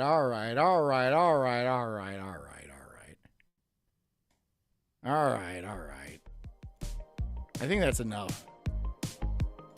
I think that's enough hoeing for you guys. Is that enough hoeing? I don't know. I think that's enough hoeing. I hope you guys enjoyed tonight. Did you? Did you enjoy it? Now there's a brothel involved in the cult. And who's fucking surprised? I'm not even a little bit surprised. Not even a little bit. You guys are a bunch of degenerates. But I hope you learned something tonight. Yeah. Prostitution is a thing of history. Oh, background noise. $10. Hold on. I'll give you the bell. Here we go, bell. Bang, bang, bang, bang, bang. Thank you so much, background noise. I really appreciate it. $40. I'll take $40. I'll take $40 all night. All day long. Thank you, guys. I really appreciate that. I will be back tomorrow at 8 p.m. doing another Sulk stream, but that will be my last Sulk stream until the new year. So deal with it. You know, we got Christmas and stuff coming up and blah, blah, blah, blah, blah, blah, blah, blah. My birthday. And, yeah, we'll see if we do Daywave and, you know, play it by ear and stuff like that. And I hope you guys have a great evening, right? Be back tomorrow. Come back tomorrow night, all right? I will be here tomorrow night, and then we will do the final one for the year. And then everyone go off to your respective homes and do your Christmases and stuff like that. No other holidays, though. No Kwanzaa, no Hanukkah, no, none of that. No Ramadan. None of that. Yeah. I hope you guys enjoyed tonight. Thank you so much for joining me. Thank you so much for your comments. Thanks for being part of the cult. I hope you guys have a wonderful night. And I hope you guys get out there and make me proud. And you know you do. And I think you're all beautiful and handsome. And, you know, you light up my life. You really do. Every single one of you. You just bring a smile to my face. You're the glimmer in my eye. I love you guys. Anyways, until I see you tomorrow at 8 p.m., get out there, be cool, drink some water, get a good night's sleep, and take care of yourselves because I care about you too. Love you guys. I'll see you tomorrow. Good night.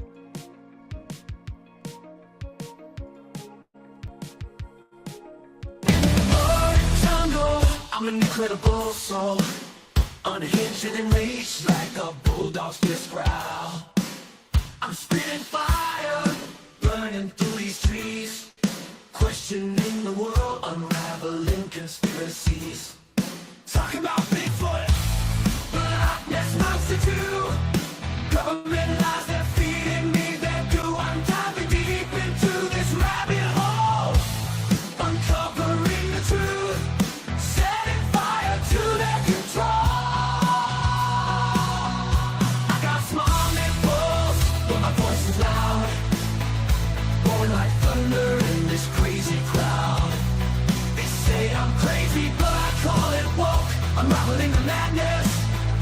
Every word I